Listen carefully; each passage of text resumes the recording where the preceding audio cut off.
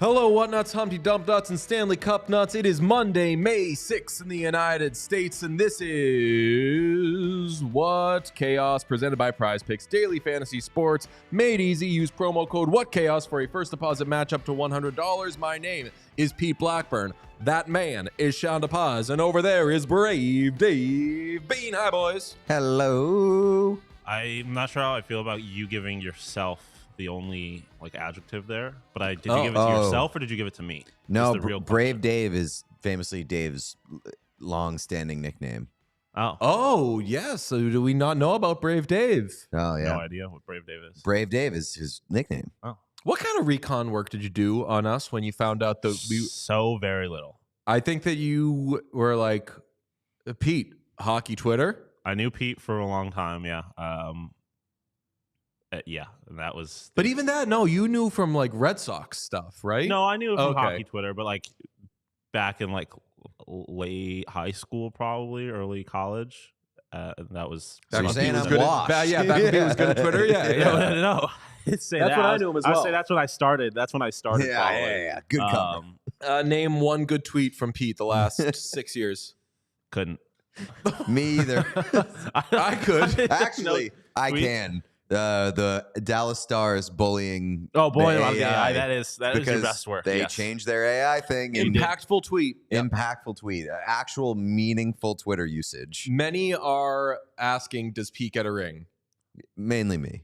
Listen. Somebody had to ask the question. You know what I saw the Dallas Stars said to that? They said, "Bitch, please be lucky if I gave you a text." Nice. And if you think that was an inappropriate voice I was using, I was doing the voice of Tom Brady at his own roast. You'd be right, but it was not. Yes. It's not what you think. We were discussing the light black scent that slips into Tom Brady when he gets super excited. I don't like any of Tom Brady's voices. The shrill, "Let's go!" Julian Edelman, I give him credit. He was the only one that seemed to lean into, why is Brady's voice so weird? And making fun of how shrill he sounds. I didn't watch any of the roast, but I did appreciate a lot of the clips that came out. There were some good clips. I was second screening it. I was watching Dallas Stars, Vegas Golden Knights, Game 7, which that was always destined to go 7. Was it, though? Because I think you were very close to writing off Dallas when they were down 0-2. I don't think I was. I believe I supported your continued support of the Stars. I didn't think that it was going to be a quick series. I was surprised that Vegas went up 2-0 in that series. I wasn't surprised that it ended up being a road team wins first 4. Did we make full selections for all the series? Yeah, we did during the stream, the bingo card stream. Okay, I couldn't remember if I did or not. Because I feel like I picked all of the series right. I can't remember if I chickened out of picking Washington for the memes. I disagree. I think you picked the Leafs. I remember you picking the Leafs. Okay, yeah, that actually might be true. I cannot remember who I picked there. I feel like I would have picked the Bruins just because I feel like during the regular season I was like, I remember us having a little bit of a heated back and forth where you were like, I hate both teams, but I want to see the I do Bruins remember lose. that. I just couldn't remember if I actually picked that way. But I think that of all of us, I had the, let's say, most adventurous picks for the first round. But this was the chalkiest first round in the fucking history of the world. So if anybody picked any upsets, I would guarantee if we went back and looked at all of ours, well, yeah, you picked the Leafs. So I was going to say that I'll volunteer myself as the big loser there because I'm guessing mine were wrong. I think the only one that I got wrong was Winnipeg. I picked Winnipeg. I have Colorado winning the Cup, so I know I got that one right. But and you were shaking in your little boots, actually, after game 1. I was, for sure. Yeah, yes. I was like, thought Georgiev was going to be a little better than this, and he actually was. That was the only upset of the first round. Crazy. And it was barely an upset. upset because that was the Wasn't an upset. That was Colorado's the better. Yeah, and that was like a actual 50-50 kind of pick'em series at the outset. And if it's a third seed beating a second seed in the West, a 9-8 is not an upset. That's not an upset. In March Madness, it's not upset. That's not an upset. But we are done with the first round. We've begun the second round. Sort of. I hate that. I don't like the behavior. There can't be overlapping. It's I don't like so the upsetting. behavior. I don't like There are so many behavior issues I have with scheduling right now. And I don't know why I'm doing half a Trump right now with my left hand. But I don't like the behavior of starting the second round before the first round begins. I've never liked that in any sport. I haven't liked it when the NBA's done it. I don't like it when the NHL does it. And I don't like, we have to do a slate grade so fucking early in this show because there's only one game tonight, which is fine. It's Bruins-Leafs. We'll get to that in a little bit. No, it's not. I'm sorry, Bruins-Panthers. Say, whoa. They contain spoilers of tonight's slate grade. But they're making the Oilers and Canucks wait 5 fucking years. They start them Wednesday. The Oilers have been off forever. If anybody's like, oh, I don't know if you could start Linus Ullmark if you're the Bruins at this point. He's been off for such a long time. If the fucking Oilers are going to start Stu Skinner, he's been off for just as fucking long by now. Yeah, do they have is there like a Carly Rae Jepsen residency in Edmonton, or where's this series starting? It starts in Vancouver. That's a 1 seed. So Vancouver, Carly Rae Jepsen residency. That's the only excuse as to why this would be okay. We did get that series should be starting tonight, not Bruins. Absolutely. We did get a what did we get? We got some scheduling talk yesterday because TD Garden had to announce that they were moving I forget who. I think it was a country artist or something. Maybe Tim McGraw, something like that. Yeah, I think you're right. Tim McGraw had to boot his ass. Good. Because they're making room for... Get his ass out of here. Do we not like Tim McGraw? I feel like Tim McGraw, by and large, as current white male country artists go, I think he's one of the good ones. Not meaning like his music's any great shakes, but like I don't think he's the one that did the song with Nelly. Yeah. It was all in his head. He thought about it over and over again. Yeah. He kept picturing her with him, and it hurt so bad. Mm. And Nelly That's didn't know a what to great do, song. and Tim McGraw comes through with the "I can't go on not loving you." Great song. Yeah, I just heard that like this morning because I saw a clip of Nelly being like, there was never a harder time in hip hop than that time to release music. I wasn't sure what he meant at first, but then he was like, I had to release music against DMX and Jay-Z and Eminem. I was like, okay, fair point. I thought you were saying that the music was the hardest, and I was like, and you're doing this over a love song with Tim McGraw? Weird, but no, yeah. it's the hardest time to release music as a hip hop artist is right now because you're doing it at the same time as an equally successful hip hop artist releasing several songs calling you a pedophile. It's like that makes it kind of tough. holding sports. It's like holding a sports record that you completed in like 1942, and you were like, I feel like there was something else going on at that time. Not exactly the same. Oh, shout out to someone in the chat said that Tim McGraw gave her bingo.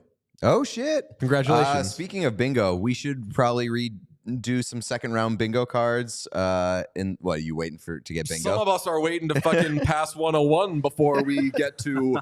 I'm struggling. I keep walking over to be like, ooh, I haven't updated my bingo card in a while. That's because I haven't fucking gotten any more. I feel like we're gonna do a stream tomorrow for the draft lottery. It would be a good time to do like second round specific bingo cards. I mean, we could do how about you do new bingo cards? I'll do a second round bingo card and see what wins first. Maybe my second round bingo card beats my first round bingo card. Would love that for you. Have we had a player under 5'10" score? Had to. Has the Stank Boy done anything? I think Stank Boy scored. Stank Boy. Okay, well then I'm just a Marshawn Major away. But boy, oh boy, what a crazy week it was, or weekend it was. The big stuff, I think, is that in the great choke-off between the Bruins and the Leafs, it was the Bruins knocking off Toronto in 7 games, which sounds so weird because like you should have done it in 5. This was very choky on the Bruins' part. Crazy-ass Game 7. I sprinkled a lot of my specific bets. Jeremy Swayman, shutout win, fucking this person to do that. I did not have 2-1 David Pastrnak game winner on my bingo card. It was really like the story of Game 7 was kind of people getting off the schneid.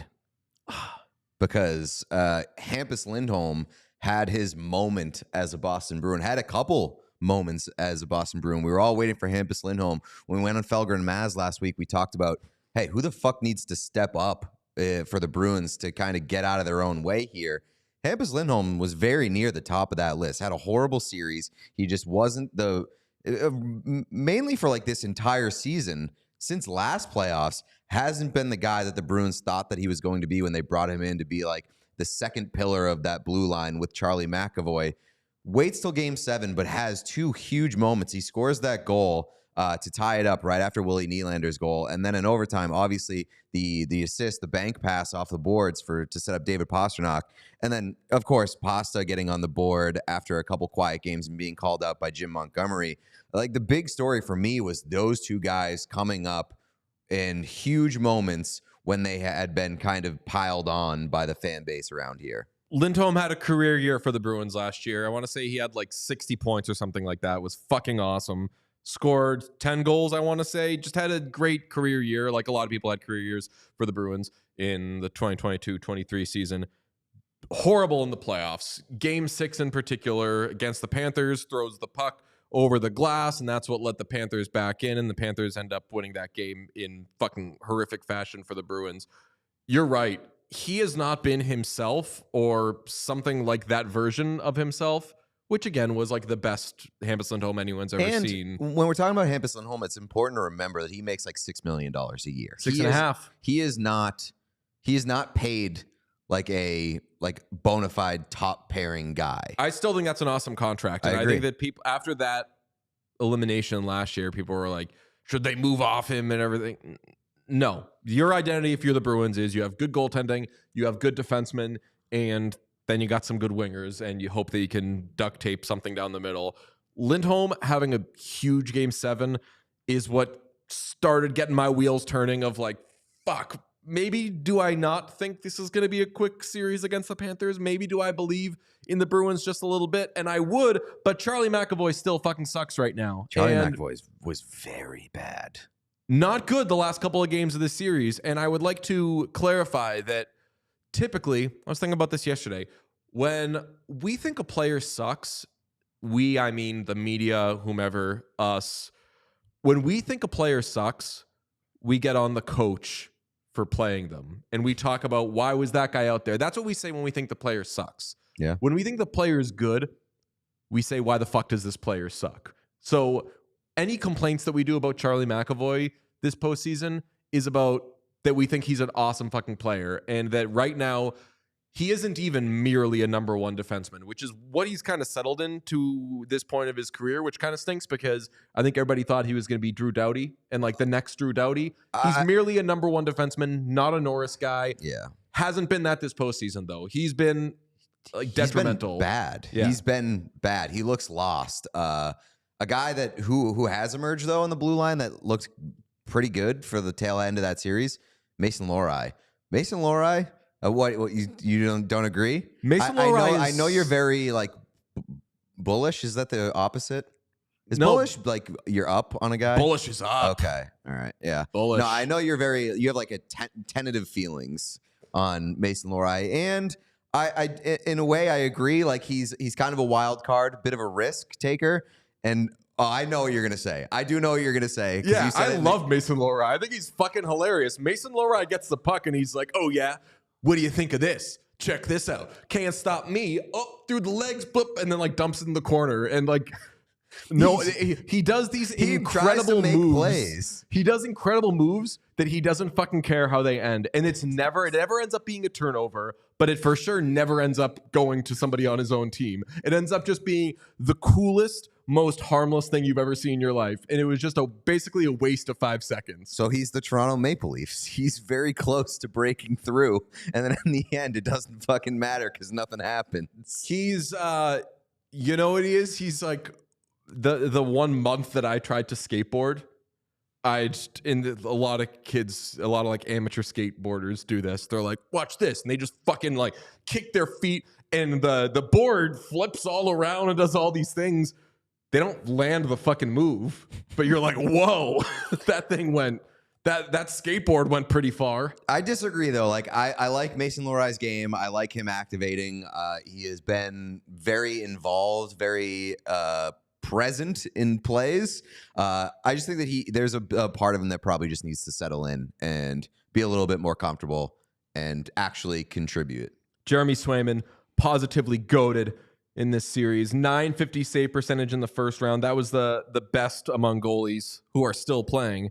But even the only player who did better than him save percentage-wise in the first round was Joseph Woll, who only played 2 games, so he doesn't really count. Jeremy Swayman right now, I saw Greg Wyshynski wrote about this, for sure, the leader in the clubhouse, Conn Smythe-wise. It leads to questions about what do you do if you're the Bruins in net. The plan was to rotate the goaltenders. Swayman got game 1. They went to Ullmark in game 2 against the Leafs. They lost that game, and it's been Swayman ever since. And he's played so well that you can't take the net away from him.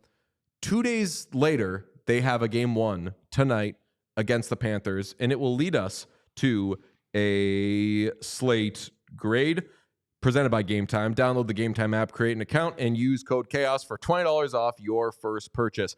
There is one game tonight at 8 p.m. U.S. The Boston Bruins will visit the Florida Panthers for Game 1. The Bruins beat the Panthers in all 4 of their meetings this season, although that doesn't mean shit. 2 went into overtime. I dislike the behavior of citing the season records. Did we not talk about this last week on the show about Vancouver and the Oilers? Maybe I was listening to somewhere else. Like, people keep bringing that up with Vancouver and the Oilers because the Vancouver's beaten them 4 times this year, and they were all in like the first month and a half of the season. Jack Campbell and a completely different team. Yeah. Mark Spector, I want to say, or somebody asked Connor McDavid, like, hey, do you remember the feeling going into the first game of the season this year? It was against the Canucks, and there was so much optimism, and like everybody was like, yeah, the Oilers, these are the guys, and you had such a disappointing performance, and then things kind of went downhill from there.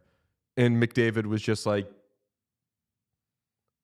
I don't even know if that, like, what that question was, but just the answer to it is no. Just like, like, not doing that, not thinking about that. It was so long ago. Jets went 4-0 against the Avs this year. We all saw how that ended. There's just too many variables at play, whether it's like at what point in the season it happens, like where you are as a team, whether you're on like a tail end of a back. The playoffs are just a different beast. Everything resets in my mind, and you can only go off kind of like the recent sample, and the Panthers are just so much better than the Bruins in my mind. Even then, recent sample is in the playoffs, I guess, because like even then, with the Jets, Hellebuck was dog shit. And wasn't that going But the question becomes for your Boston Bruins, to any Boston Bruins fans out there, are they galvanized? What do I mean, at some point we have to do a what do the Leafs do conversation in this show, and if we're going to do that, I mean, we might as well do a quick are the Bruins galvanized? You do that jokingly. Do you think the Bruins are a little galvanized? I think they've got some steam behind them. I think a weight's been lifted off their shoulder a little bit. And the way that I feel about the Bruins, I don't know if they feel this way about themselves, but I feel like at this point, they're kind of just playing with house money. They are the house moneyest team remaining in the playoffs. And after this quick conversation, we are going to explore chaotic cup winners again and reset them at the start of the second round. I have the Bruins very fucking high on that list. I agree. Because no one thinks they should be there. You go to Dom Luszczyszyn's predictions or whatever they are, the chances that each of the remaining teams make it to the cup final, even before the first round was settled, the Bruins were like tied for last. I think they're last now. I think he has them at like 3% or something. They had the Knights right around the same area, and the Knights weren't even out of the first round. The Knights famously did not even get out of the first round. Well, back to the not to hit back on the point that was like 10 minutes ago, but like the starting the second round before the first round is over. I'm okay with it in the way that it happened yesterday, which is that like the game 1 like 2 hours before Game 7.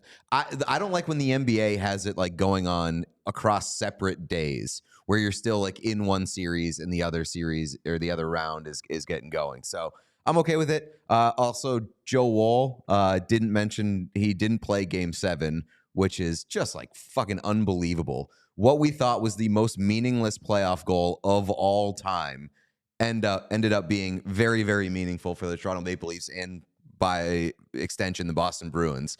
Like the final seconds. Is that confirmed, Skis? I saw people trying. They were like, because the Leafs weren't saying what it was, and they were said the only time that Joseph Woll had to fucking stretch out at any point was on the end of that. It was at the end of that game, diving across the crease in a 2-0 game for a goal he 100% could have just let in. Could have just let in, and it counted anyway. Yeah, exactly. So, like, what seemed to be the most meaningless goal, and like we were talking about after Game 6, don't talk to us about a 2-1 scoreline. It was 2-0. That goal was meaningless. It didn't count. It counted and it mattered. So. Morgan Geekie making a real impact on this series. You don't think so? They've kicked I wasn't impressed. Pavel Zacha over the left wing now. Morgan Geekie, your second line center. That's real shit. Respect to Morgan Geekie. I mean, I famously. Yeah, I was going to say, Morgan I'm surprised Geekie. that you're not beating that drum harder. But Jeremy Swayman was obviously outstanding in this series, and it should not have been. You're making a face. No, did we get a grade? Oh, grade is A- because there should be an Oilers Canucks game tonight. It's like half slate grade, half behavior grade. Yes, I like most things becoming behavior grades. Yeah. We were talking a couple weeks ago. We're like, when we do behavior stuff, should we also call it behavior grade? Does that just kind of sound like a lamer version of something we already do? I should have known. Behavior grade is way more important than any other grade thing we're doing. So at some point, people are going to be like, why don't they call slate grade something else? It's more about behavior than anything else. I don't like the behavior scheduling wise this week at all, really, because I don't like the second round starting before the first round, and I don't like the Oilers and Canucks having to wait so long. It frustrates me very much. But a big question for Bruins-Panthers Game 1 was, is this the time that the Bruins go back to Linus Ullmark? I was 100% on board just because it's a very short turnaround. You're going back on the road. Swayman, you're the guy. You're for sure the guy. It would take a lot for you to lose the net right now, but Ullmark, earmuffs, boys, I know you don't like regular season talk, was definitely the better of the two goaltenders against Florida this season. He had a .947 save percentage, was 3-0-0. Great stuff out of Linus Ullmark. You get his confidence up. Maybe you can steal one in Game 1. I was Team Ullmark. We know the answer now. It's going to be Jeremy Swayman. What did you want? I didn't really care. It's not about what I want. It's about what I thought. And I thought they were going to go with Ullmark. And I thought that Ullmark would have made a lot of sense just from like the rest standpoint.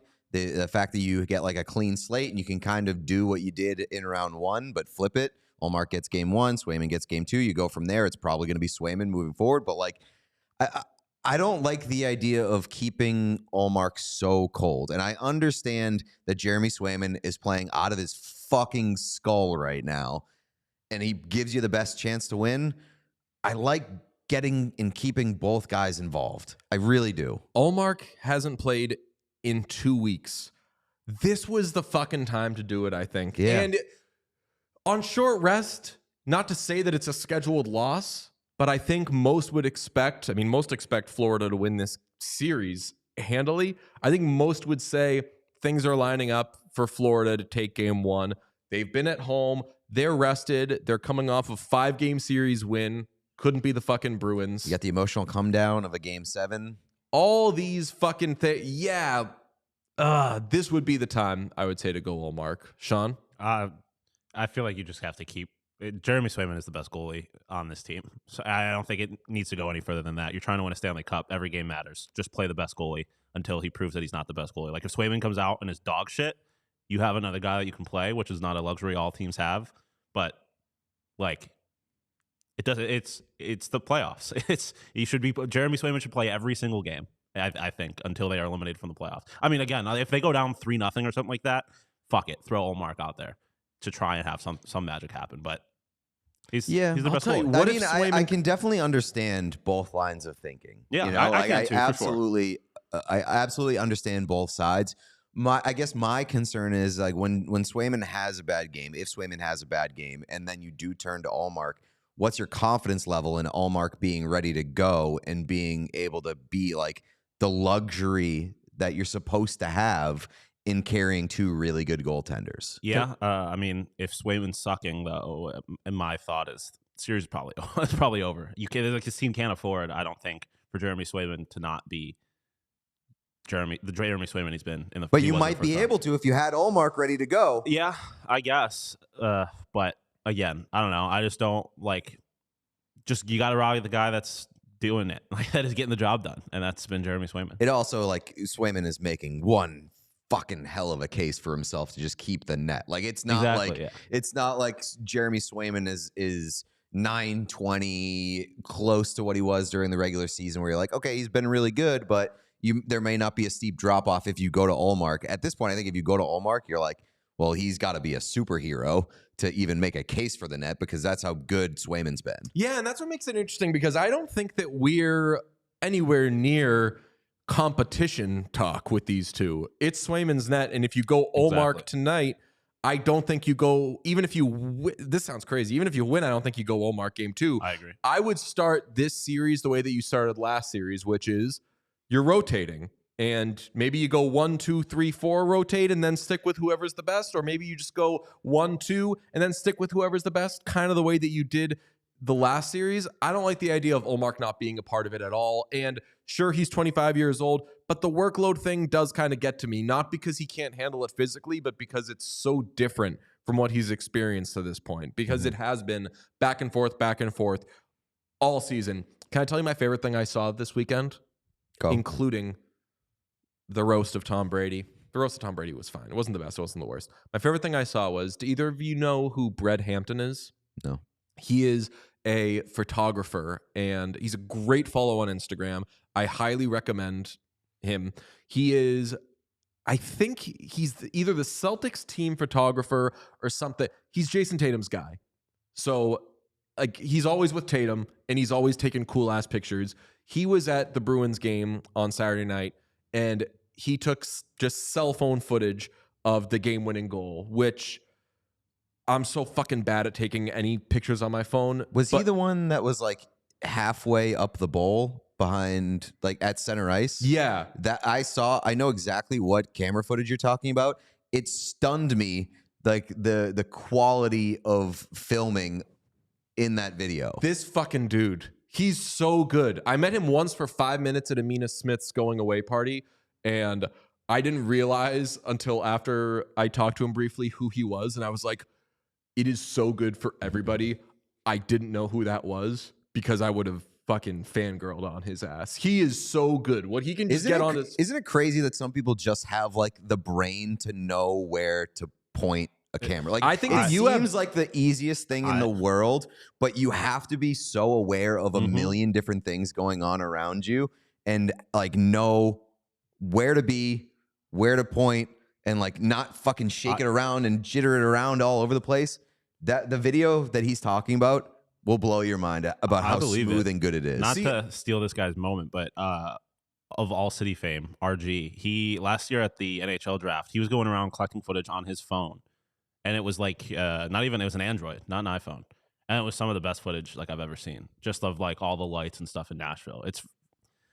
Videographers are impressive. See, I think you have the touch, but I also think that it's just you're the person I'm around most. I have a better touch than the average person. You're above average. Yeah. I'm definitely below average with like point and shoot stuff.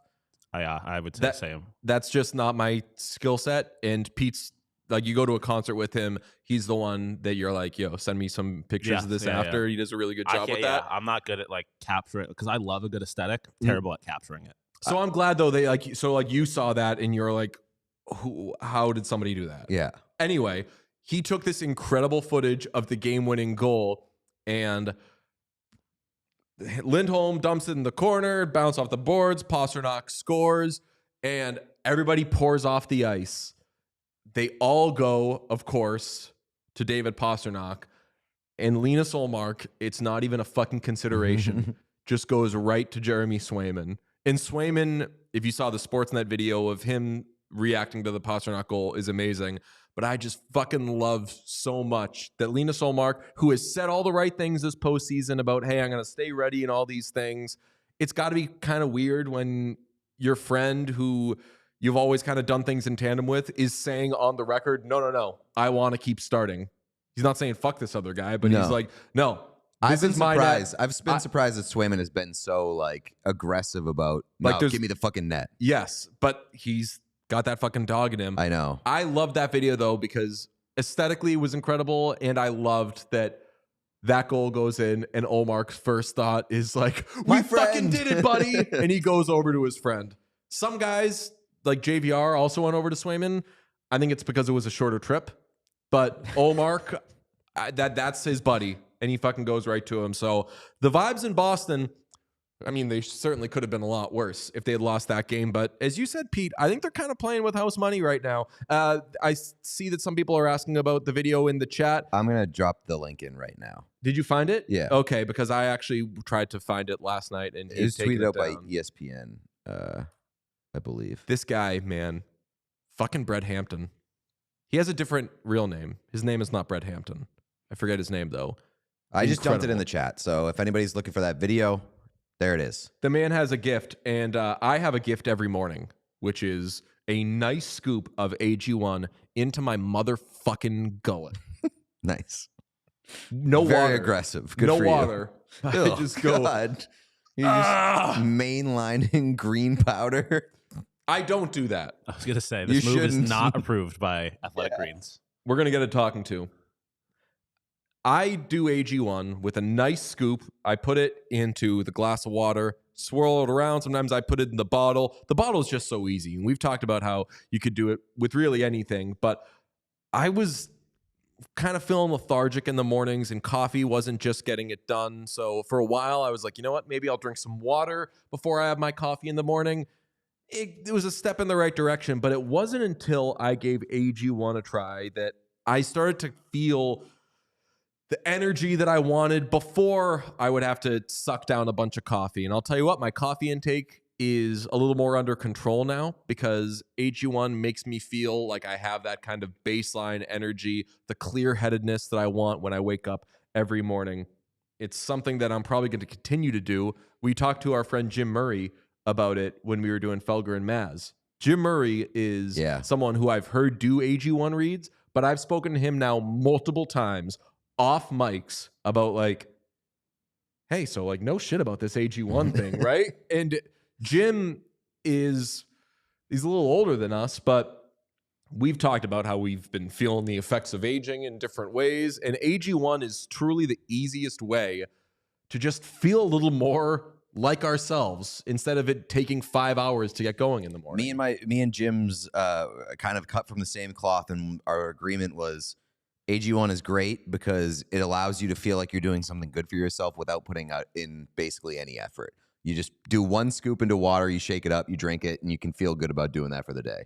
It's a supplement I trust to provide the support my body needs daily. That's why we're excited to be partnering with them. And if you want to take ownership of your health, it starts with AG1. Try AG1 and get a free 1-year supply of vitamin D3, K2, and 5 free AG1 travel packs with your first purchase exclusively at drinkag1.com/whatchaos. That's drinkag1.com/whatchaos. Check it out, y'all. We're through the first round of the playoffs, which means that some teams are golfing, and if they're smart, they're hitting the links with their PXG clubs because PXG is one of my favorite golf brands out there. I can't wait to hit the links. I haven't done it yet this season, but I am extremely excited, especially because I have a brand new PXG Black Ops driver just sitting in my fucking bedroom right now waiting to be used. The PXG driver, Black Ops driver, it's unbelievable. I went to the PXG location in Framingham, did their whole simulator thing. They fitted me custom for the driver, helping me get the most distance that I possibly can while also keeping a good amount of forgiveness because my golf game, it stinks, baby. I'm gonna hit the links soon. Keon Coleman over here. Yeah, that's right. I don't know what that means, but not Tiger Woods. Tiger wish he could. Yeah, your Tiger wish he could. That man used his combine meeting with the Bills to do stand-up comedy about how he's not very good at golf. Nice. You know who I'm playing golf with in short order? Our friend in the doghouse, John Buccigross. Oh, I thought you said Johnny Lazarus. I said I was going to be there. I would love to play golf with Johnny Lazarus. You think Johnny Lazarus plays golf? Anybody plays golf if they want to. Like Johnny, I think Johnny Lazarus can play golf. Like I feel like I wouldn't enjoy playing golf with Bucci because he probably takes golf seriously. I'm a little nervous. It's my first time playing with him. I know that he plays a lot. Yeah. And I know that he's probably pretty good. And I'm okay. But when you play golf with somebody for the first time, there is like the element of shit. Am I going to ruin this person's day? I just by can't playing play golf with them? people who take it too seriously. I can't feel too bad though because I won this. I won a bet. And so he's hosting me, and it was because of Morgan Geeky. He bet Morgan Geeky would be under 35 points this season, and I said, "Do not disrespect my king. Morgan Geeky's going to have a career year." He did, so I'm hitting the golf links with John Buccigross soon, and I can't wait to do it with my Black Ops driver because it's a breakthrough in driver technology and a total victory in golf club engineering. Has unreal forgiveness. You can square the ball perfectly for it to go a straight and far distance. That's what you need. The word game changer is thrown around so much, kind of loses its meaning. But trust me when I tell you the PXG driver is a true game changer. You'll be as impressed with it as I am. Learn more and get free shipping on all equipment at pxg.com/whatchaos with the code whatchaos at checkout. That's pxg.com/whatchaos, code whatchaos for free shipping on all equipment at checkout. One more time, pxg.com/whatchaos with code whatchaos at checkout. Which ESPN personalities, and let's keep it to hockey, would you golf with? PK Subban. PK Subban tops of the list. I almost tweeted on Saturday night. I know we talked about his penis 9 days ago, but PK Subban is having another good game. He had another good game. You famously were watching at a bar, so you couldn't really soak it all in. He's locked in right now. Oh. I love our guy, and it sounds like things are trending towards maybe there's a little interest on his end. Let's just say. Hell yes. Let's just say it's just a little bit. Do want to mention, too, Sean McDonough's call in overtime. Good call. Incredible. Anybody know where he went to school? Where he graduated from? Syracuse. Anybody? Most obvious answer of all time. He just wears Syracuse all over him. Yeah, he does. It is a little bit of a bummer, though, that Nesson didn't have that game. That could have been Jack's last call. I know. Oh, that could have been Jack's last call. He would have done some fucking biblical shit.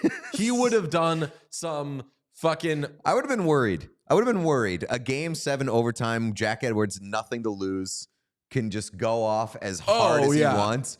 We might be like talking about a legacy ruining getting moment. Some like like speech and shit. Like Jack Edwards getting canceled on his way out the door. Oh, that'd be incredible. Be electric. If he was like shitting on some Russians or something like that, I would be here for it. If he was what? Like shitting on the Russians or something like that. Who was in goal for the Leafs? Ilya Samsonov. Yeah, that's okay. That's what I thought. Yeah. He was just like, "Get out of here, you commie fuck!" I would have been completely here.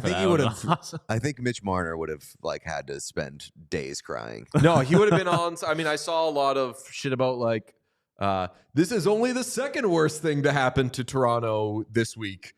He would have been on some like Drake stuff. That would have been awesome.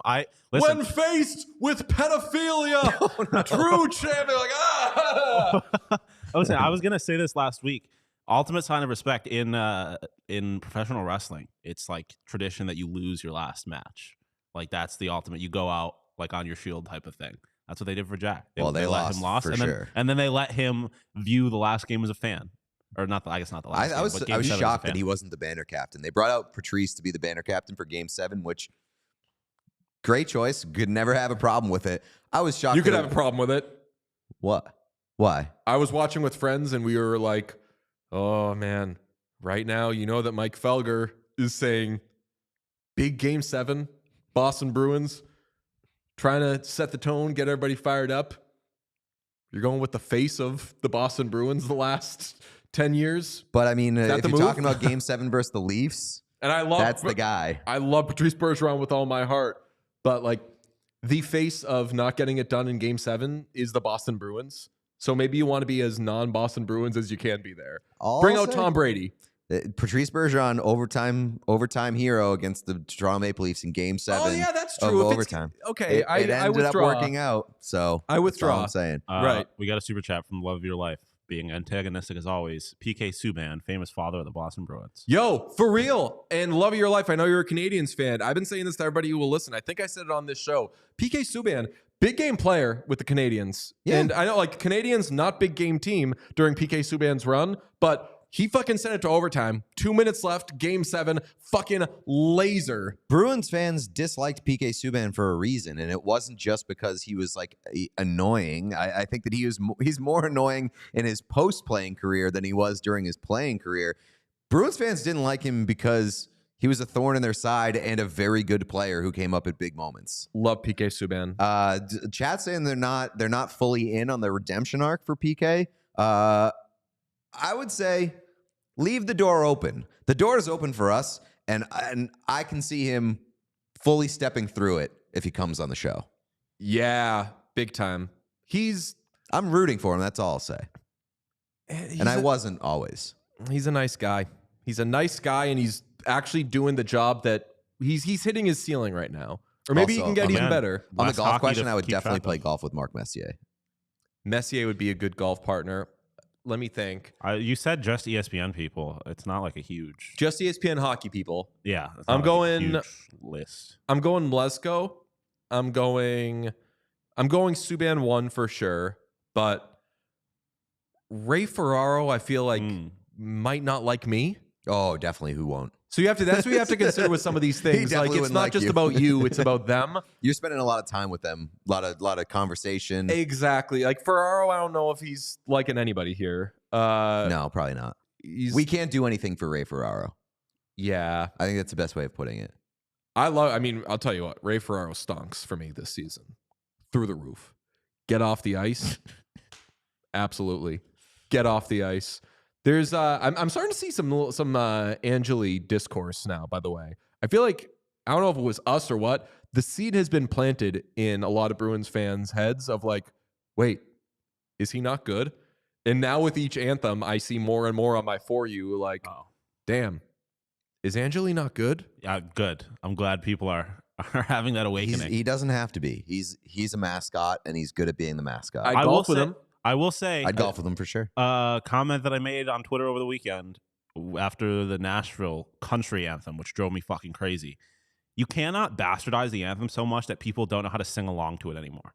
Like in a sporting event, you got to give people the option to sing along. And if you're gonna just do this country shit where you're going on notes way too long and no one has any idea what's going on, ruins the anthem.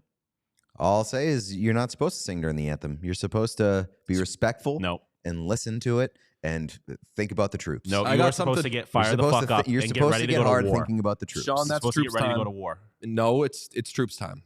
Exactly. yes. Get ready to go to war. Right. The only way you can really support the troops is being ready to You go have to to be war with ready to them. run through a wall that the wall says, do not break, war on the other side. And you have to just be ready to run through it. Ambassador Grease did get me. All anthems are country music, technically. Oh, That's a good one. Very, very fair. I saw somebody tweeted at me during the Canadian national anthem last week. What's with this all of us command crap?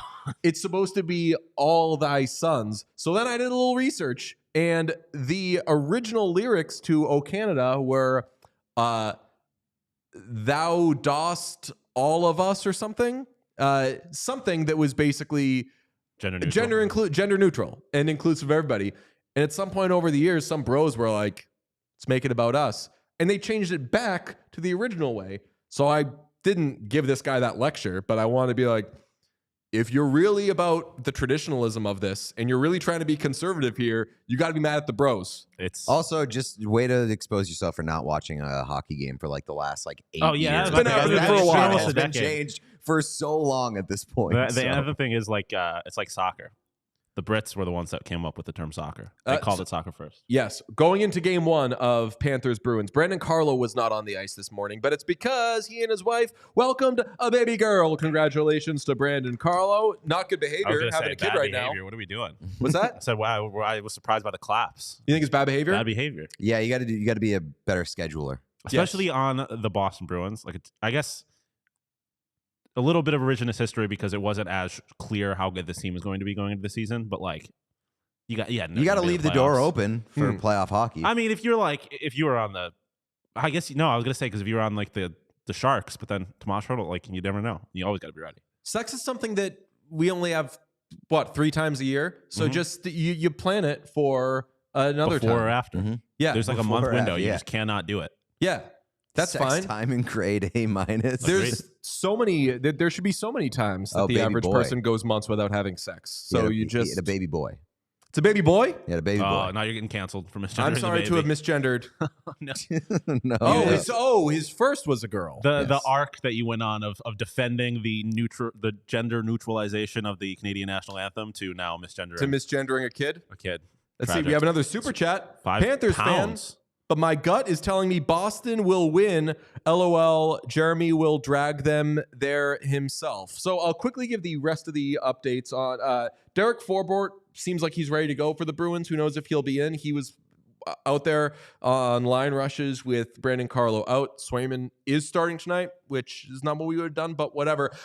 Yes, I'm talking myself into the Bruins potentially winning this series. Bad behavior from the, let's say, pussies at ESPN who all did Panthers. Steve Levy, the only one who is doing Bruins. I will say, I'll give ESPN a little credit. There wasn't a lot of 7-game picks there. I hate 7-game pick predictions. Yeah. You got to go, there's got to be some conviction. Even if you think it's going 7 games, whichever team you're picking, do 6. Say that you think they're going to win the series. I disagree. I think that 6 is like the safest pick. I think I'd agree there. I don't think that 7 is like, much more adventurous, but like At least by saying 7, you're saying this is going the distance. This other team's going to put up a great fight. it also it depends. Like we talked about it last year, the Bruins Leafs. It was always going 7. That's why I think it's safe though, because then if you lose, if the team you pick against wins, you could say, oh well. I mean, I had them taking it to 7. I thought I think saying 6 is playing it too much in the middle. Where if it ends in 5, you could say, well, I was close. Yeah. Or if it ends in 7, you could say I was close. I was only 1 game off. I mean, I said it immediately. I said Panthers in 5, and the only reason I said 5 is because I figured Swayman would get them 1. Are you changing off that? No. Okay. No. Panthers in 5. Panthers in 5. Panthers in 5. I saw you agreeing. It was a little sarcastically with a Panthers in 4. You have the Bruins doing something this series, no? Yeah, I'm going to say Panthers in 6. Panthers in 6. Okay, I'm Panthers gonna do. in 6. I'm gonna do. So here's the thing, man. Your picks don't matter because people know that unless it's bingo, you guys don't get shit right. I'm the one with the reputation to uphold because I've been fucking murdering the "What Chaos Make Overtime About Us" challenge. Oh, I was like, what are you talking about? Yeah, but I think we just already established that you got the most series wrong. Yeah, I was like, no one wait, cares you about got that. what right? But No, I'm I'm just being fair. I'm just being fair. Yeah. It's just based on the numbers. I think there is only one person that is good at predicting when things will end. Yeah. That's DJ. Yeah. I just think that the Panthers are like too built for playoff hockey. And when we look at what just happened, I'm not putting stonks too high on the Bruins just based off of the Leafs didn't play well for most of that series. That was my thing. Is like I don't know how you watched the Leafs Bruins series and thought either of those teams were good hockey teams. Like in the context of the playoffs. Again, the only way the Bruins are going to do anything in my mind is if Jeremy Swayman drags them. Honestly, at this point, with the exception of Nashville, Vancouver, like watching any of these other series after watching Bruins Leafs for most of that series, it was like, so that's what it's supposed to look like. Stars Nights. Like, oh my God, watching. So I was watching Game 7 with voice of all of our imaging, Tom Giles, and friend of the show, frequent fill-in host, Megan Kelly. And watching the Bruins on the power play, I was like, the first 10 seconds, I was like, I'm not going to say anything. And then seconds 11 through 20, I was like, I just got to say, as someone who watches the Oilers, I can't look at this shit. Like the Oilers are so much, and obviously the Oilers have the best power play unit that has ever existed. Yeah. But still, watching, we've seen legitimately pretty much every postseason game that's been played this spring or whatever time of year it is. But even like Rangers, Hurricanes, everything else has been markedly better than what we've seen from of the teams that have advanced. I would say that every other team has looked markedly better than the Bruins. And you're right about the Leafs did not dominate the Bruins down the stretch of that series. William Nylander proved to be a fucking dog. Respect to you, sir. I was unfamiliar with your game. But other than that, Bruins, just not much to give you.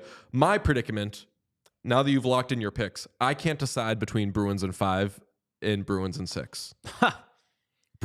Bruins in 5. Got to throw that out there because if you're right, you're the only person in the world that has that prediction. So do we do Bruins? So do I say Bruins in 5 and do I bet Bruins in 5? Yeah.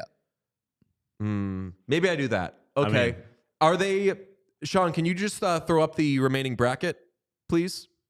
All right. So the remaining teams are Stars, Avalanche, Canucks, Oilers, Panthers, Bruins, Rangers, Hurricanes.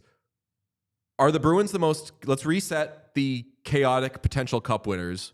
Bruins are number 1 on that list now, right? I would absolutely think so, yeah. Just because of what the fuck it took for them to even still be here? I guess like the only competition in my mind would be Vancouver, just based off of kind of the dysfunction that's going on over there right now. Like Demko getting hurt depends on kind of how the rest of the playoffs shake out. But I would say that the Bruins and Canucks had the most turbulent first round. Okay. Yeah. I think I was gonna say, I feel like it depends on your definition of chaos, because like the Bruins like winning the cup, I feel like they're not gonna get there in an exciting way. Like they're gonna get there.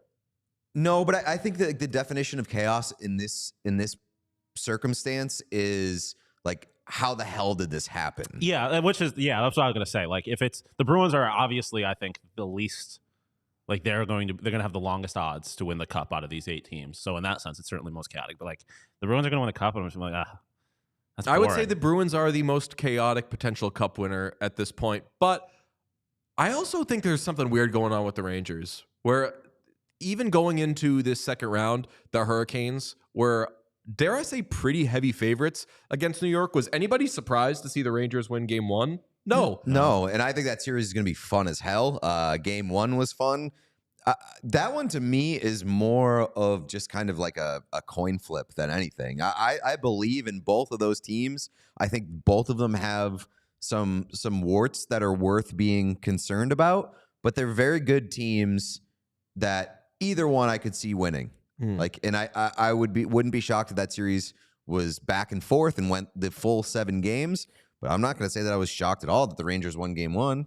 I think path-wise, like the Oilers have the highest like they play the most chaotic hockey, which is why I think like we could end up seeing them win the Stanley Cup in 7 games and have like a even goal differential and no game have been decided within 2 goals. By which I mean, like they're going to win like 7-0 and then lose 5-1 and then win 6-2 and then lose 4-0. It's going to be chaotic in that sense. Brother, I'm looking at the Eastern Conference teams. I think one of them beats the Oilers. I think, yeah. One of them can beat the Oilers. The Panthers? And that's the Panthers. Yeah, I agree, because they would just bully them into it, basically. I do think that we can circle that upper left region in the Pacific, and I'm sorry, in the Central, and say that that's the adult region, even if there's some chaos with what's going on in net for the Avalanche. I think there's chaos to be had with Georgiev being reasonably good for an entire postseason. It is also funny because it's chaos, but it's like it's a one-man show.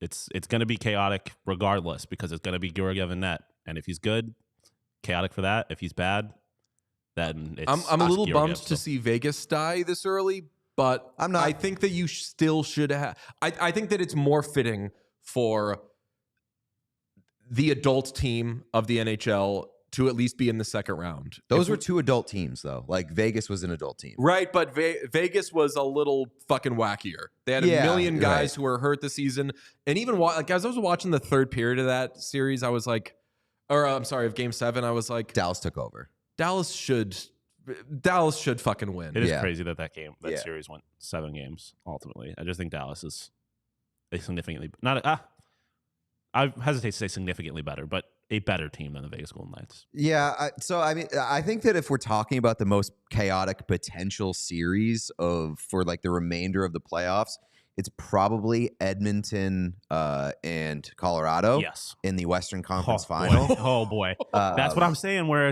you could end up not the final, but like if the Oilers are going to win Game 1 7-0 because Georgiev sucks, and then the next game they're going to lose like 1-0 because Georgiev is good that game, and that series is going to be chaotic. I think that's probably the most chaotic potential series.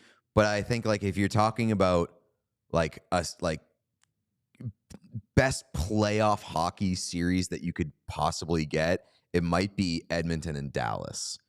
because I feel like those are the two, like, Oh, yeah. that's the class of the Western Conference in my mind.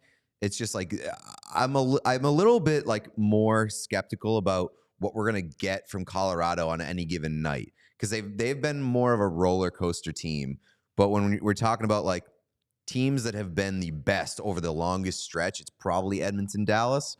But man, I just think the Western Conference, whatever you get out of the Western Conference from this point on, it's probably going to beat what you get from the Eastern Conference. Can you forgive just one quick regular season chat? Go ahead. Oilers Dallas, when you think of that game last month where the Oilers were hot and the Stars fucking destroyed them, like, I don't think there would be a whole series of that. I think that would be a close series. But man, if they need to, Dallas can adult the fuck out of the Oilers. Yep. Oh, man. And that would be two teams that really want to play their own version of the game. Let me ask you this. What series of the four right now do you think has the potential to be the biggest dud? Oh, I mean, I was going to say that the least interesting could be Rangers Hurricanes. Oh, but I disagree. I think it's going to be really interesting. I think that maybe I'm just projecting based on how uninteresting each of those two teams' first round matchups were. Hurricanes, Islanders. Yeah, they were just waiting to get to this one. Like, their playoffs have started now. Yes, okay. So a little process of elimination. Won't say that. I think that it's possible. And I know that I've already put my money on the Bruins in 5 here because it's a safe, rational bet. It's possible the two series where one team walks the other are Florida walking the Bruins and the Oilers fucking spunking all over the Canucks. Those are the two that could be done in short order. I'm right there with you, buddy. Those Do you are think the the two Oilers? I think there's a chance that the Oilers just kick the shit out of the Canucks. I think if the Canucks play to their potential and they're healthy, it should be a fun series. But I'm leaving room for the Oilers just pissing all over the Canucks at this point, especially with Demko's status up in the air. And I agree too that like Florida is the most annoying team in the NHL, in parentheses, endearing, because they're the team that shows up to the party and just fucking ruins your time. They're so annoying. They're just such a great forechecking team. They like love to get under your skin. So that's why I think there's potential for Florida to just burrow themselves in the Bruins' brain and just break them really quickly in like the first couple games of the series. I think that series could go 4 games and still be very entertaining. Which one? Bruins-Panthers. I love series like that. Because it's a Brenda Moore special. Yeah, I feel like people aren't talking, like, we could just get 4 straight games of Tkachuk and Marchand just being assholes, and like that's appointment television for me. I'm there to see it, even if every game is 2-0 Panthers, ends in 4. Like, that could be very entertaining. My thing with the one thing I wanted to push back on the Avs is, like you said, you don't really know what you're going to get. Like, I feel like you do at this point. They've just been good. Like, they've just kicked everyone's ass, and it was against the best goalie in hockey. Yeah, I mean they looked phenomenal against Winnipeg. Not denying that at all. But I mean, over the course of this season, the Avs have been very up and down. Yeah, I mean, Georgiev, I don't know how much I fucking trust him. I know he was good. Yeah, I think what you're just going to learn a lot about, because like Hellebuck said that it was the Avs that made his life so difficult. It wasn't that he was playing poorly. Yeah. It'll be very interesting to see if they can do that against Otter too. Because if they can, then I'm going to feel very, very good about my Avs to win the Cup pick. All right, let's do a little chat. Oh, another super chat. $1.99 for Katie O'Keefe for me for picking the Avs to win the Cup. Oh yeah, love that. Yeah. Avs. Thank you very much, Katie. Let's do a little speed run here to finish out the show. What do the Leafs do now? Do they blow it up? Sheldon Keefe after the game sounded like somebody who knew he was fired, basically saying, hey, game plan against the Leafs is have the Leafs do some stupid shit, have them beat themselves. I don't know what he meant by it, but I know the words that I heard, and it's the ones that I just said. That's fired guy talk. That is such fired guy talk. Wild, weird quote to unleash after a game 7. I love it. Crazy behavior. That's essentially like taking the long road around saying, we got outcoached. Do you have it, Sean? Yeah. All right, hit us. Sheldon, obviously it was a tight series on both sides. For your team's perspective, what was the biggest challenge generating offense? Well, they're a very structured team. You know, they do a very good job through the neutral zone, and they protect their net as well, or better than most any team in the NHL. And they were content to do that. You know, they were content to do that. It's very evident. Teams play the Leafs. They set up the game for the Leafs to beat themselves. And I thought we did that in game 3 and 4. We beat ourselves with how we played at home. Okay, well, very fair in game 4 and game 3. You did beat yourself in 2 of those. Let someone else say it. Yeah. And like weird to bring it up now, I guess, like after the game 7. I don't know, like it just seemed like a defeated man. No, my read on it is completely different. My read is just, I know I'm about to get fired. It's like when you know you're about to leave a job, and so you start telling all these people stuff that you've wanted to tell them all year, where it's just like, listen, I know I'm leaving. These motherfuckers just keep making mistakes. Like, I don't think he was saying that he got out-coached. He was saying the only way you're going to beat the Toronto Maple Leafs is if the Toronto Maple Leafs don't execute. And I can't do anything about whether or not they execute. These guys just didn't do the job. Like, they kept making mistakes. It sounded to me that he was just like, I'm tired of this shit. It's not my fault. The players just sucked. That was how I read it. Do you think he gets fired? Yes. Yeah. It's like not I'm surprised he hasn't been fired yet. I'm kind of surprised he hasn't been fired yet either. I after that quote, I was expecting him to get Lane Kiffined. I was expecting them just fucking leave him in Boston. You couldn't. It's that literally, I think customs were the only reason he made it back to Canada as the coach, as the Toronto Maple Leafs head coach. Yeah, I can't believe he hasn't been fired yet, and he probably won't be until Thursday, because that's when the players and coaches, I think, exit interviews today, and then management is Thursday. Right, which CJ said was different than how they usually do it. But that's how a lot of, I mean, they'll do players, coaches same day, and then they'll do management a few days later. But CJ said that that's not how they usually do it. So I don't know if maybe something is afoot there. I think they owe it to Sheldon Keefe to let him do one more press conference, because then he'll be gone after that.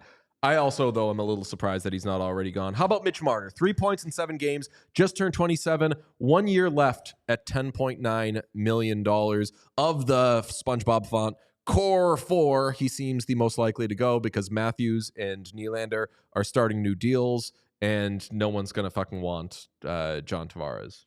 Yeah, I mean, I definitely think it's possible that Marner's traded. I would even say it's maybe likely, but ultimately, it comes down to, like, does he want to go? He has the no movement clause. He gets to have final say. He should so want out of there. He should want a fresh start as much as the Leafs want a don't have Mitch Marner start. It's Toronto boy, though. Yeah, like, that's the only thing. But it's been Toronto. It's been family. It's been like, I think that these could be some of the reasons why he hasn't had that Leaf in him. Well, I agree, and I think that part of him would certainly benefit from a fresh start in a place where there's less pressure and just like less of a microscope on him at all times. But it kind of depends on how you're wired as an athlete, and if you are ready to move on. And like by doing so, you're essentially closing the book on what will be deemed a failure for Mitch Marner in Toronto. And I just don't know where his head is at as an athlete if he wants to have his time in his hometown, the team that he grew up rooting for and means a lot to him, for him to be like labeled as a failure as a Toronto Maple Leaf. Pierre-Luc Dubois, you are a Toronto Maple Leaf. Oh my God. PLD for Marner, straight so much up fun. I'm sure they won't try it. If anybody could get cooked worse than Mitch Marner, it would be PLD. That's so they do him that solid. They trade him for PLD to be like, look, here's what was coming your way. We're going to have it all happen to PLD instead of you. Make it so they want Marner back. That's the real. He might just not care. Like maybe he just doesn't. Maybe he just would rather be in Toronto and hang out and be with his family and friends. See, I don't think he cares too much about the legacy thing. I think that if I'm having a bad time, I'm like, you know what? Just get me out of here and let me start fresh somewhere else. But he might be the kind of person where he's like, I'm having a bad time. You know what would help? Being somewhere I'm comfortable around my family and friends. Yeah, but I mean, like he's such good friends with Willie and Matthews. Like, I don't know if he's going to be like want to be the odd man out in that core four. As in being the one that gets moved? Being the one that gets moved. Like, I think he might just be in a situation where he's like, a ring would be dope, but like, he might not think that this team can't win a ring. Which I think is a big difference from what the public views it as. And B, he might just be like, I would rather just stay home and enjoy playing hockey. And like he may want to do it next year and not this year. You know, like he's got that 1 year left. He may want to exit on his own terms and leave in free agency, make his decision, and give it one more kick at the can next year. Like, I could see that being a possibility too. So I think that it's certainly possible that he gets moved this summer, but I don't think it's an absolute certainty. I liked your Marner for Seth Jones idea. There's no fucking way Seth Jones signs off on that. You don't think so? I don't think so.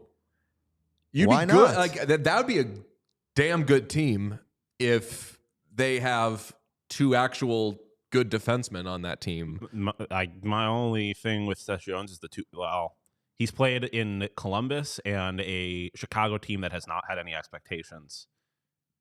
How would he? No, when he got to Chicago, they had some expectations. I guess that's true. They were delusional expectations, but he had expectations there, and it's not like that market doesn't apply pressure. Well, that's what I was gonna say. Like it's obviously Chicago will be a tough place to play if they're trying to be good. But I would think that Seth Jones wouldn't want to go to Toronto just given how that market is. That's and like they would get, because you get there and immediately you're the overpaid guy and all these things. I think he's the overpaid guy in Chicago. He would be less paid than Mitch Marner, so he would be the guy that they're happy to bring in his contract and move out Marner's. Yeah, that's true. Does Chicago? Although his contract extends beyond Marner's.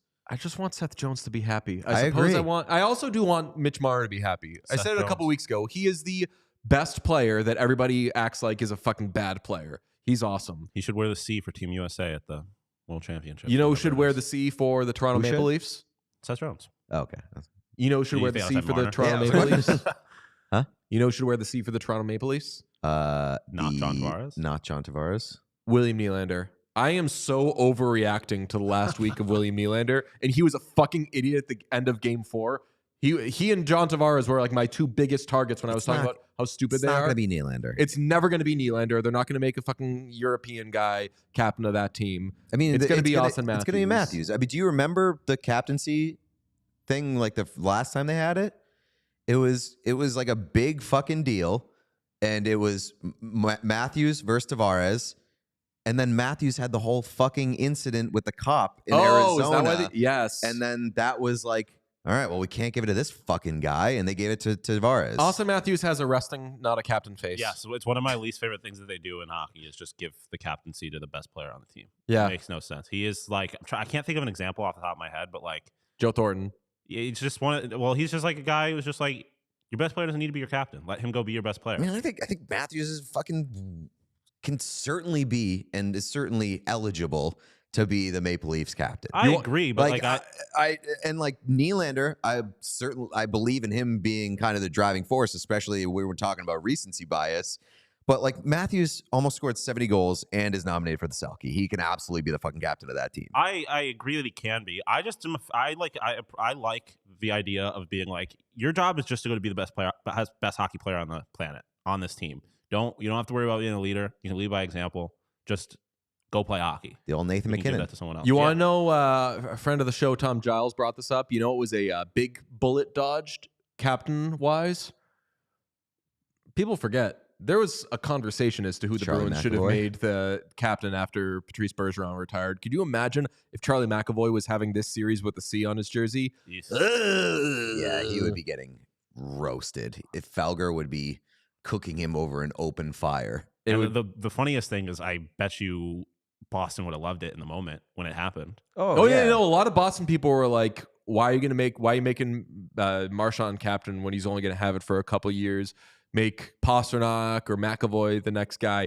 If either Pasternak or McAvoy were wearing the C during this, although how fucking galvanized Pasta. After Game 7 if Captain Pasta scored that game-winning goal. But again, that's what I like about Marchand being the captain. He's not their best player, and obviously he's a very good player, but like he is not like a game breaker kind of player. He can go be an asshole and provide and be a leader in that way. He can talk to the refs and be a leader in that way. Like he is a perfect captain. He was a game breaker. I don't know if he is anymore. He was, like, he had that reputation. It's just weird to me, like, how surprised and stunned I was that Marchand did get named captain before this season.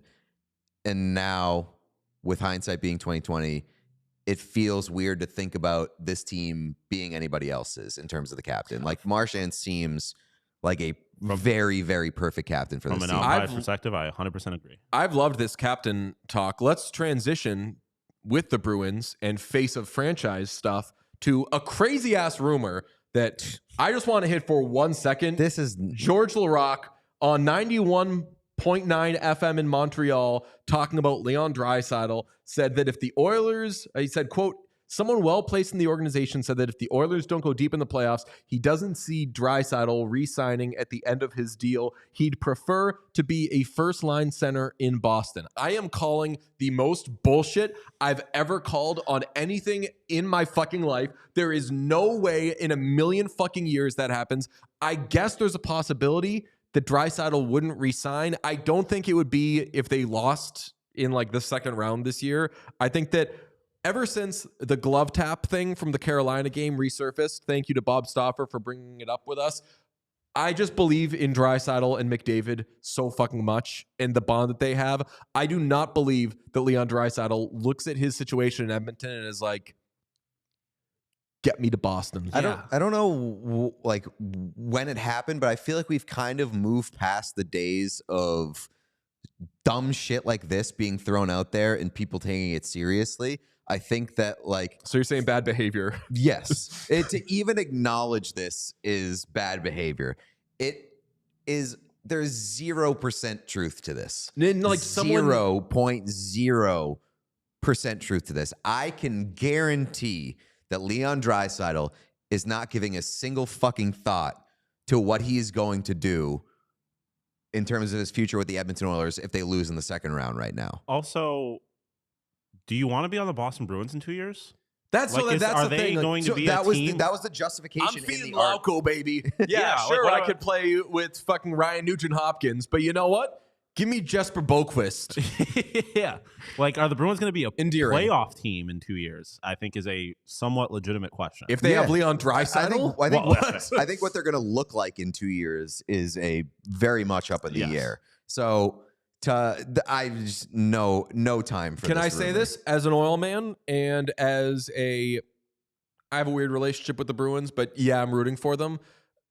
I don't fucking want Leon Draisaitl to go to the Bruins. I want Leon Draisaitl to be in Edmonton. What's that? Oh, I do. It would like, be if incredible. he's going to leave Edmonton, hell yeah, if come he's to me, going baby. to leave Edmonton, sure. But I want him to be a lifer in Edmonton. Yeah, I agree with that. Leon Draisaitl on the Sabres. And I huge German population in Buffalo. And JJ Paterka. J motherfucking Paterka. The German German population on the roster. Oh boy, there's so many. Never mind. I was just like, there's the nicknames you could come up with, but never mind. They would need to draft a third German guy or sign a third German guy from the have a full makers German of the French line. Connection. Yeah, I don't look at Leon Draisaitl and see a guy who doesn't enjoy playing in Edmonton. I don't see a guy who has any real plans or designs on getting the hell out of there so he can go be a star. Like, he has big Evgeny Malkin energy to me, where it's like, I'm very okay being the 1B behind one of the greatest players to ever play. And let's just fucking win. It's so weird that he is kind of underrated and underappreciated, but you need only to watch 5 seconds of Oilers hockey to be like, oh, that's like the third best player in the league. That guy's fucking incredible. He was so good in the first round. He's going to continue to dominate. I joke about who my favorite players are and everything, but like, he's been, if not my favorite player, like a top 3 favorite player since he's been in the league. And you want to talk about a guy who has playoff game breaker written all over him, Leon Draisaitl. I mean, what was it, 2 years ago on one ankle? Oh, was yeah. A monster. Also, he's probably like the hottest man in all of Edmonton right now. Like physically? Looks-wise? I wouldn't. Why go to a bigger city? I'll tell you what.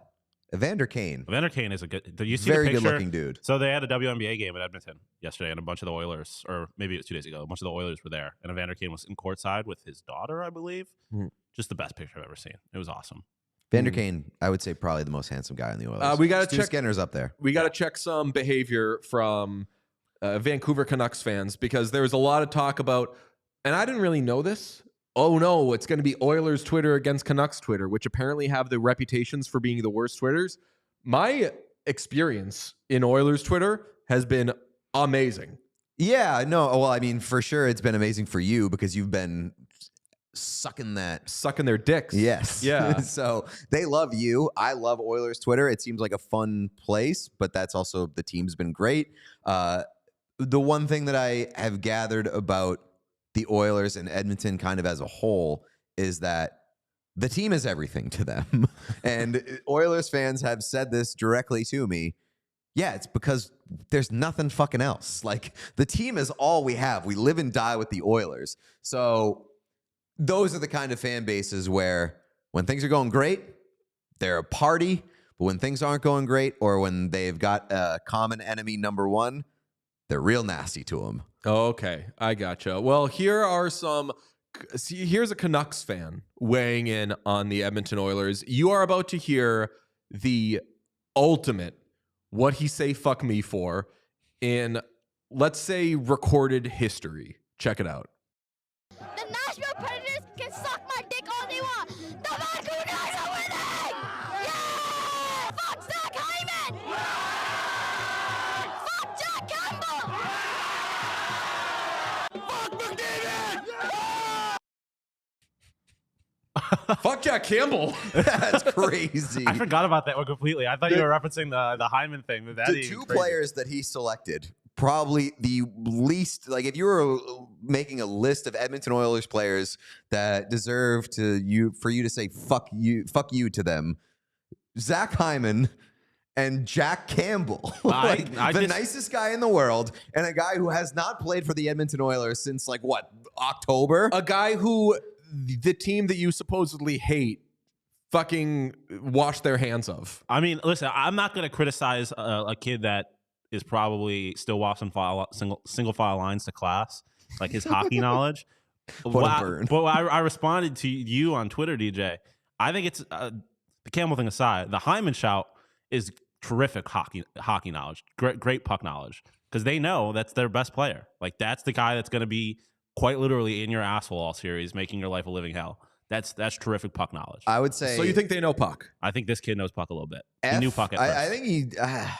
I can't say he knows puck when he says Jack fuck Jack Campbell. Is tough. Unless, like, he has a real, like, personal rivalry with Jack Campbell as, like, an 8-year-old. I don't understand it.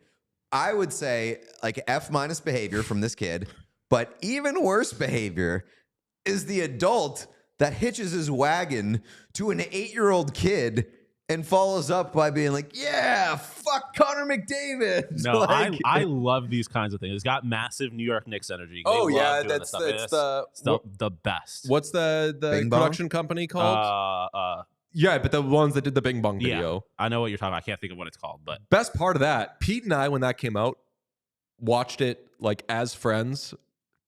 How many times would you say that you and I just like sat down and watched that video? 7 to 9 times. that was like Fuck Boston. I talked exclusively in quotes from those videos for like a month. Fuck Boston. Woo! You see these dogs in your yard? Just know I'm upstairs going hard. Yard. I love those videos. Do you like the what's my guy's name that does Nems? Do you ever watch the Nems videos? Mm-mm. He's the guy that does the "You don't ever disrespect me" looking like blank. Have you not seen those? Nope. He's a rapper from, I think, Coney Island or something. He says he takes videos of people walking by and says, "Yo, don't ever disrespect me looking like," and then he says what they look like. And they're so rude, but they're very, like, it's horrible behavior. Not what I would do. If one of my friends was like, "Hey, I'm making this content," I'd be like, "You're selling your soul. This is not a nice thing to do." It's very, very funny to watch. You guys can give this kid's behavior as poor of a grade as you want. I hope that's my kid. Like, I want my kid 15 years from Yeah, 15 years from now can work. At a party in the plaza outside of it's Buffalo versus I don't know. I can't even like Utah. Whoever. Yeah, Cup Utah. final. And it's just like fuck Karel Vejmelka. And it's just like, okay, I'm just glad you know who that is. I don't care that it's their backup goalie and he hasn't played at all. Just go off. I'm glad you're in it. I think I want him to keep the energy. Like if that was my kid, I want to keep the energy. Watch the language. The language is a little it's a little I would be worried about where that kid's going to be in like 4 years. I would say I'd be like, nah. There, I'm just being like, because if you're taking your kid to an environment like that, he's hearing way worse. Like, go off. But if don't say it at school. Don't say it to an adult. But if he's saying that in front of a camera and in front of like recording equipment, what is he saying outside of the recorded equipment? What is he saying when nobody's watching? I mean, hopefully it's not like racist. Other than that, he's saying "suck my dick" on camera. Yeah, that's bad behavior.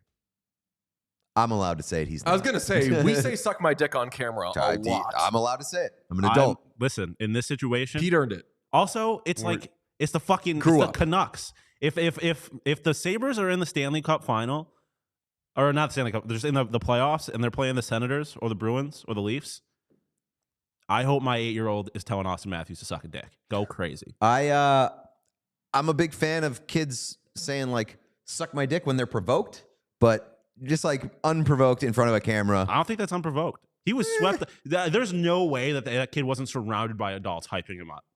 Like in that environment, if there's a bunch of adults in a what's generally a positive environment telling my kid to swear, I'm not going to get mad at the kid for ultimately doing it. I just like, well, first of all, it's not that the kid said suck my dick. He said the Nashville Predators can suck my dick all they want. Fuck the Nashville Predators, dude. I will say, I think that's hilarious. Tough shot for the Nashville Predators, who like great series. And in this day and age of, in a very strange way, the topic of consent became a big thing with online smack talk. And he's putting the ball in their court recently. Let's just, what's that? I said and pedophilia recently. Oh yes, and for this fan to be saying that team can suck my dick as much as they want. If that's their want, you understand? Sure, that's fair. Listen, yeah, exactly. We're bumping up the behavior grade. Yeah, it's good behavior. I don't care if you're telling people you can to suck my dick if that's your modus operandi. Yeah, fucking go off. And also, it's sports, man. I love it. Just be nasty. That's what this is for.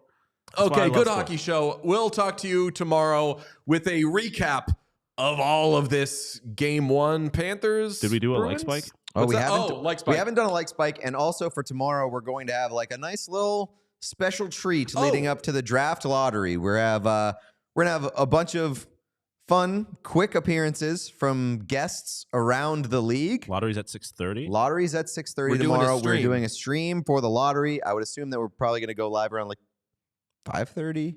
Like an hour leading up to the lottery. 5:30-ish. We'll put out something today. So live stream tomorrow for the lottery. We're going to have some lottery content that will be fun tomorrow. So stay tuned. We'll be recapping Game 1 of Bruins-Panthers. Looking forward to some other series that begin this week. So big week for What Chaos. Welcome to round 2. Before we get out of here, hit that like button right below the video player. Get as many thumbs up in here as we possibly can. We appreciate you. Numbers on the sub train have been climbing on the channel. So if you're not subscribed to the YouTube channel by now, please do that as well. We love you very much. Thank you. Do we have one more super chat as well? Eric, shut up, said he's a perfect captain. Some guy I blocked.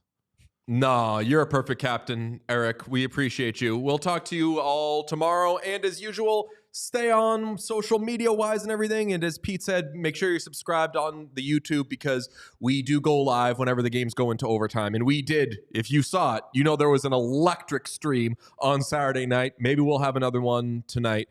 Go whichever team you want in Bruins-Panthers. We all silly like the mayor.